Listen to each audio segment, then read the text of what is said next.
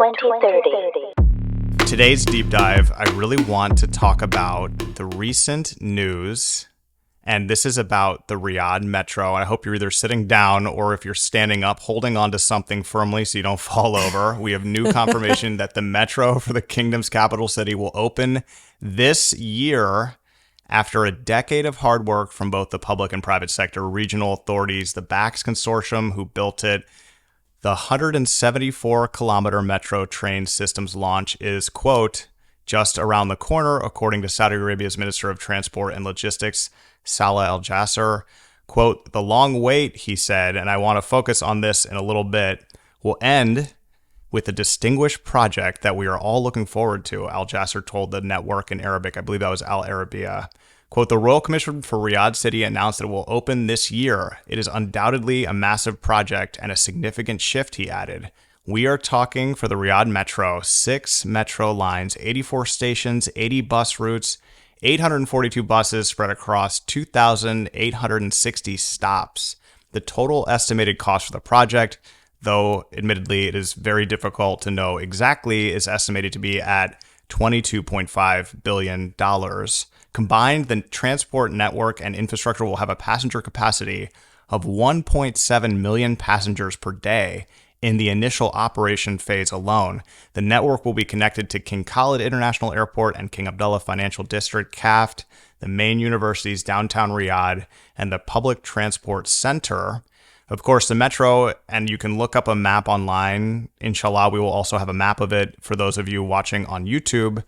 So I chose this for a deep dive because this is something I've been following very closely for ever since it was launched almost a decade ago, because Riyadh is a city that needs a metro. It is a city that is growing in every direction. The population is booming. Of course, you have housing challenges, and the elephant in the room, and it's in the room at least twice a day, is traffic can be really gnarly in Riyadh. So this is very exciting, super exciting for those of us who live or visit there regularly. I am excited. I do want to take this deep dive, though, because I've been thinking about this for a while, and I really want to address something that the minister said, and is something that I feel like I heard every time the metro was discussed over the past decade or so, and that is the time that this took to complete and launch. It was originally scheduled to be completed in 2019. Here we are in 24. It's just about ready. So you could say that it's about 5 years behind schedule. Of course, 2.5 of those years were the pandemic and global uncertainty and turmoil. So let's call it 2.5 years behind schedule, because I feel like that was very tough to manage. Construction sites, although they were outdoors, were largely scaled back and shut down, especially at the beginning of the pandemic. But I want to address the people that have constantly, and it's probably just a way of making conversation, but they roll their eyes at the delay. And I want to invite those people to consider the size of this project. It is massive. And the complexity. Building a whole metro system in an established city is absolutely no easy feat, nor is it inexpensive. You're talking about endless variables after the design phase, many of which present themselves along the way, which implementers and construction people have to deal with. Of course, you have the nature of up and down financial cycles that naturally occur during a decade-plus long time phase in Saudi Arabia. A lot of it is tied to the price of oil still, as they're transforming their economy to not be so reliant on that price of oil. So you had ups and downs there. But it even includes a metro station that, if it isn't a work of art, it's a work of historic architecture by the unrivaled Zaha Hadid. That building at CAFT, the metro station, is truly a sight to be seen. It's so beautiful. And then you have things like safety concerns. Yes, these things take a long time to build, but you want to make sure that when it's done building, everybody is safe when they use it. Everyone in Riyadh in the last 2 years, probably or more, has seen the empty cars go by, traveling on the metro, but with no passengers. That is because they wanted to make sure that this metro system was safe and reliable and consistent. And then I want to talk about, in the United States, where I'm from and where I live part of the year, infrastructure projects, especially transportation infrastructure projects, are just always delayed. They are always delayed, and they are always running over cost. A review of large public works projects, especially in infrastructure over the last century, by research consultancy. I don't have the name in front of me. Then I was researching this last night because I was like, I'm pretty sure that in the United States, I've never heard of an infrastructure project delivered on time. I'm sure there are some. But over the last century here, they are consistently underestimated. This phenomenon is attributed to the desire of the project advocates to have their projects approved quickly. Other important reasons for cost increases include inaccurate scope, unreasonably optimistic schedules, political pressures, which I'll talk about in a bit, to stay within budget. Large projects also have long lives and idiosyncratic features that contribute to their complexity.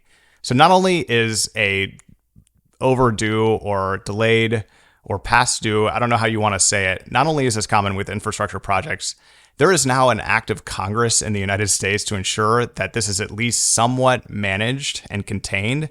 Lessons learned from the 1990s mega projects led Congress to include, in the United States, of course, a requirement in the Transportation Equity Act for the 21st century, TEA-21, that every mega project defined as $1 billion or more receiving federal funds must have a financial plan that is updated annually. In the US, when you have these big transportation infrastructure projects, you can just bet on them being over budget and behind schedule, and that's okay. And I want to talk about some of the biggest ones that we probably know about that nobody really thinks about as over budget or behind schedule because they're completed, and now they're awesome. In Boston, at a cost of $14.78 billion, the Central Artery Tunnel Project, known affectionately as the Big Dig, and I know you know Boston very well, Dr. Hanaa, proved to be one of the largest, most technically difficult, and environmentally challenging infrastructure projects ever undertaken in the United States. It was completed in 2007, and it's essentially a huge tunnel infrastructure network underneath Boston. It has transformed that city. My brother lives there. Every time I go, I marvel at it. It's an unbelievable feat of engineering. The Big Dig started in 1991 and 2006. The project concluded on December 31st, 2007. I'm sorry, I meant to say it was completed in 2006. So we're talking about 15 years. The project's general contractor was Bechtel and Parsons, a lot of the same companies that are building things around the world, like the Riyadh Metro, and also was overseen by the Mass Highway Department. The Big Dig was the most expensive highway project in the United States, of course, plagued by cost overruns, delays, leaks, design flaws, accusations of poor execution, substandard materials, criminal charges, arrests, and the death of one motorist. The project was originally a 1998 scheduled completion date at a cost of $2.8 billion. Of course, they completely blew that out of the water. But now that it's done, and now that everybody's done bickering about the cost and the due date, it's an amazing piece of infrastructure that changes traffic, makes lives better, changes real estate and pricing around the city. The most expensive infrastructure project ever in California, with the world's, I think, 8th largest GDP as a state alone, was the Eastern Span replacement of the San Francisco-Oakland Bay Bridge. So we're not even talking about the Bay Bridge. We're talking about a span of the Bay Bridge, which was a project to replace a seismically unsound portion of the Bay Bridge with new self-anchored suspension bridge technology and a pair of viaducts. This is the best. I was reading about this last night because I remember this project as like one of those, oh my gosh, this thing is still going and it still costs so much money. The span replacement took place between 2002 and 2013 with a final price tag of $6.5 billion. That is a 2,500% increase from the original estimate of $250 million. And it was originally scheduled to open in 2007. 5 years later, September 2nd, 2013, it opened. It's now the widest bridge in the world. Cool, but that's just one bridge in one city, and it's just part of the bridge, and that's just the way these things go. The examples that I've given you are mostly tunnels and bridges, both of which are incorporated into the Riyadh Metro, of course, but let's talk about primarily rail projects. And we have to put aside here California's high-speed rail project, which is completely out of control, unfinished. I believe it's $65 billion. I don't even know where that stands, but I think they're going back to the environmental phase. I have no idea. Of course, delay is a thing, and I'm trying to address the Riyadh Metro criticism here. It's relative. Few remember or care that the Singapore Mass Rapid Transit System took 2 decades to complete and is still growing, and that had a capital expenditure of $150 billion. In DC, where I'm from and nearby to where I live, just the addition of a metro line to Dulles Airport, which isn't for all of DC's metro. It's just an added line connecting from stops in Northern Virginia, where I'm actually from, to the airport. Cost $6.8 billion. It was originally conceived 60 years ago.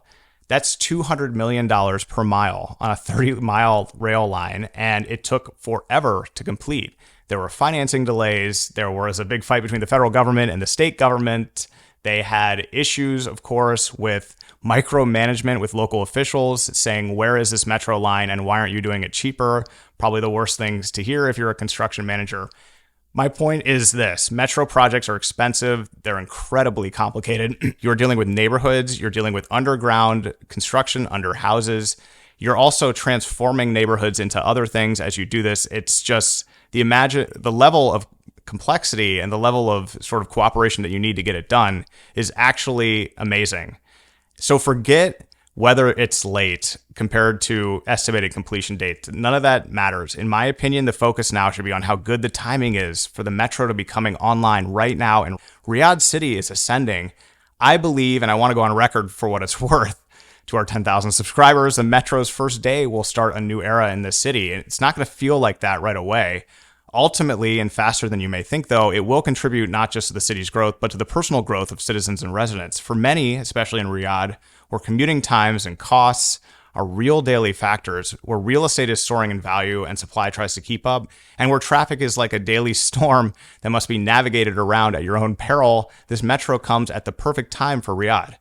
The timing is also fortunate, of course, because Riyadh's about to open its doors to some of the biggest events in the world: World Cup, Expo 2030. Before then, football matches, prize fights, Riyadh season, so much more.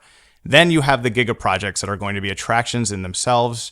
Diriyah, the new Maraba, perhaps soon to be the world's tallest building. I don't know anything that you don't know. All connected eventually by the Riyadh Metro. It's something I think everyone should feel proud of who's living or visiting Riyadh, and I think they should feel proud to ride on it as well. That was very interesting. And actually, as soon as you started talking, my brain instantly went to the Big Dig. So I'm really glad that was your first example because we talk about it a lot. So yeah, I'm familiar with Boston, but my husband studied there and I used to visit friends that lived there. And so like we talk about it quite a lot as this crazy thing that was happening. And yeah, the city was under construction forever. But now it's great. And I do think you just need to be a little bit patient. I think what's really cool about the Riyadh Metro is the fact that everybody's been watching it happen. And there's more and more people visiting Riyadh. And so there's this like anticipation. And it's exciting to see the trains going on it, even if they're going nowhere and nobody's in them. It's just really, I think there is a level of anticipation that is really heightened. And so to hear the news that it's going to open is really exciting. Now, I really hope it opens in 2024 because it'd be just really frustrating to get that announcement and then not experience it. One of the things that I think also comes to mind right away when you're talking about this is how like the Dubai Metro was criticized for being built and then nobody was using it. And I think people are asking that question a lot in Riyadh. They're like, is anybody even going to use it? People are still going to want their cars and they're very much passionate about driving and about their cars. And I do think that because of the traffic patterns in Riyadh, people are going to use it, depending obviously on where you live and work. But I think that if you need to cross the city, you will use the metro. I really, truly believe that there is a need for it and it's not just a luxury. So I don't know. And in Dubai as well, like in the beginning, maybe not as many people used it as people expected. And there were criticisms of who's going to use it as well. But I think eventually it became a very convenient way to travel within the city. Now, I don't go to Dubai very often, and so I don't really know. And I've been on the metro, but I don't really remember who was on it when I went on. But I do think that it's going to be something that's utilized in Riyadh because of how busy it gets and how much time it takes. So people will save a lot of time using the metro, I believe. I hope. But I've been watching the construction for the past decade, and it's exciting that it's coming to an end. So very cool. Yeah, I'll go a step further than that. The first people that use the metro, and I just heard from somebody who rode on one of the test runs, and he said that it was actually incredibly awesome. He's an infrastructure guy, and he has been on a lot of these trains and a lot of these projects as they have come to completion. And he said that not only was it awesome, it was really smooth. Like one thing that he noticed about it was that it was a tremendously smooth riding process. It is not that way in the metro in DC. Of course, anybody taking the subway in New York knows the same thing. It can be bouncy and sort of jerky. That is not going to be what the Riyadh Metro is going to be. The train also, I will say, has got to have some unbelievably awesome views of the city. And my friend who recently wrote it said there's a part of it where it's elevated above ground and then it goes underground. And as it goes underground, that view of the city is one of the best that he's ever seen. And there's going to be things like that attract people to start using the metro. But I think the one thing, and again, I'm going to go a little bit further than what you said, I think the one thing that's going to attract people to the metro is they're going to go on it. And at first, it's not going to be completely crowded. And they're going to have the unbelievable riding experience. And they're going to say, wait, I could be sitting here in this chair, not driving, not in traffic, listening to the 2030 podcast latest episode in peace, looking out at some of these really cool views of the city. And I'm at work in 20 minutes, 15 minutes. Man, that was easy. I don't have my car. I don't have to park it. I don't have to sit in traffic. I don't have to worry about when I'm leaving or coming because the train's just going to be pretty much always going. I don't know about overnight, midnight service, but for work hours, certainly it's going to make a huge impact. And then I think people are going to start thinking about real estate and how they're going to want to maybe live near the metro, because the metro stops not only provide you a way to get where you need to go and have your friends come to you if needed, but they also serve as like plant fuel in the ground. When you put it into a neighborhood, the area around it often grows because it's an economic tailwind to that area. And so I feel like that also may shift where people want to live. And certainly it's going to make working areas accessible to people. If you live way up in the north and you have a job opportunity in the south, you're probably like, I don't know, this is a heck of a commute, an hour each way, depending on traffic. This may change the game for you. And if the riding experience is as good as what I have heard, I think that can make a huge difference. I do want to say one thing too, also about traffic in Riyadh. It's bad. There's just no way to sugarcoat it. It's bad. Everybody knows it's bad. And I don't think that day one of the metro opening is going to mean traffic is going to vanish. In DC, there's traffic every single day at rush hour. But I do think as people adopt the metro over time as their primary means of transportation, and as they adapt to the advantages of the metro services, traffic will definitely improve. It won't be as severe. It won't be as long. It'll be something that you can navigate around if you must. And as I mentioned earlier, I really think for these major events coming up, a lot of the people coming into town are going to want to take the metro to the various stadiums and around the town. And I think it's going to be a nice showpiece for the capital city of Saudi Arabia to say, hey, look, we're a world-class city. Look at this unbelievable metro. Look at how we have developments in every direction. This is something we want to show off. And so that's why I mentioned earlier, the timing of this thing is really good. I know it's over schedule and past the due date or whatever you want to say, but it's here now and the city needs it. I feel like they're going to embrace it. So it's incredible thinking about just the transformation of transport in the kingdom. Thinking about how a few years ago, women couldn't drive and it was really hard to get places because there were no ride-sharing apps. There was an Uber and Careem back in the day when I was like working early days, early career. It was really hard to shuffle and juggle and figure out who was going to take which car when, who was going to drive. Sharing those resources within the family was a negotiation that was not fun. Convincing somebody to take you somewhere if they were like just coming home after work or whatever. All of these negotiations are really different now. And having something like mass public transport is a game changer for people who still do struggle with transportation, right? So it's just crazy to me how mobility was so restricted for so long. And now not only are women driving, but you do have all these ride-sharing apps and you have more public transportation that's coming to light and opening and creating just opportunities for people to move around. It makes me really excited and really, really happy that that's happening. And I use public transportation almost every city that I go to, and I love it. I think it's the best way to travel. It's usually the fastest. Even if it's horrible, it's still the better way to travel if you can. And I think that for a really long time, I didn't use it just because there wasn't that culture in Saudi. And so like I slowly and there isn't that culture here in Seattle either, really. There's a lot of buses. I took them when I was in university sometimes, but I like to drive. But now there's a light rail. So there is more kind of public transportation available in Seattle. And I love that it's becoming more available in Saudi. I use it in London all the time. Not everybody I know does. A lot of people find it scary, think it is scary, think that it's noisy, think it's confusing. It just takes a little bit of effort and just a little bit of studying a map, figuring it out. Once you've been on a couple of subways or tubes or metros or whatever you want to call them, just different transportation systems, public transport systems, they're all somewhat similar, and you can really get an idea of how to use them and navigate them. So I want to say there is a fear. I talk to a lot of my friends that come and visit from Saudi to London, and they're like, no, I'm afraid I'll get lost on the tube. I'm like, yeah, you might, but then you'll figure it out and then it'll become easier. So get over the fear, take a deep dive, try it out. It might not be so bad. But the tube in London is gross, actually, and noisy as well. So like it really, they need to upgrade these trains. I travel on a couple of the lines quite often. The Victoria line at some points is so deafening because the screeching noise of the wheels on the tracks is just horrible. Plus, it's probably one of the most polluted lines on the underground system.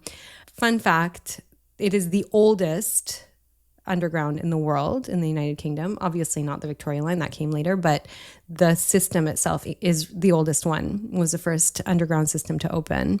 It's, it needs some upgrading. So think about the luxury that you will experience on these brand new trains in a brand new network, even in an existing city, which is incredible. So yeah, it's going to be great. It's amazing. I remember when we were going to record and have a meeting in London.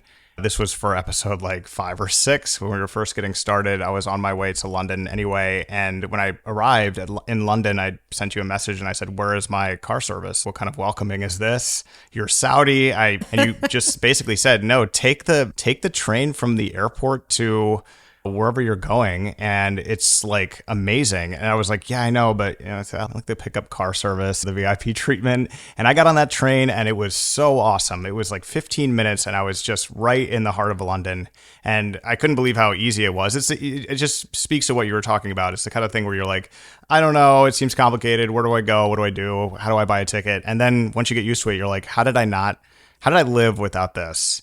I have friends that live in New York. At this point, they're pretty advanced in their career in finance and in the some of the white shoe law firms in New York City. They're making a ton of money and they only take the subway to work. And I asked them about it, like, why don't you can afford an Uber if you want. And they're like, it would just take way too long. Like, time is money. We need to get from where we need to be to where we need to be. There's nowhere in the world that is easier to get around if you really know it than New York City, they contend. But they're essentially saying, this is going to be the fastest way for us to do it. That's the only thing we care about. And they're riding the subway with everybody else. It's a great equalizer for cities because it just is the same for everybody. So very excited. Mabruk to everybody living in Riyadh and visiting Riyadh or going to visit Riyadh. Mabruk to authorities, to Bechtel, to the BAX Consortium, Alstom, all the companies that worked on this that had to collaborate to an incredible extent to get it done. What's really cool is like a lot of the cities that I do visit that have a metro system or a really good public transport system did that in anticipation of something like the Olympics or another big sporting event or another global event like Expo or whatever. So you're just spot on by saying, that this is the right time for Riyadh to have this. Like all of these events are in line. And if we didn't have the previous 10 years where we were working on the metro already done, it would be a really big feat to try and establish that within the next couple of years in anticipation of these exciting global events that are happening in Riyadh. So definitely was worth the wait, and it is the right time for it to be opening. So it is a really important thing to have in a city when you're hosting these types of events. And I'm really glad that Riyadh is set to have it open. So it's great. Yep. Mabruk, congratulations to everybody. Dr. Hanaa, let's get to the news.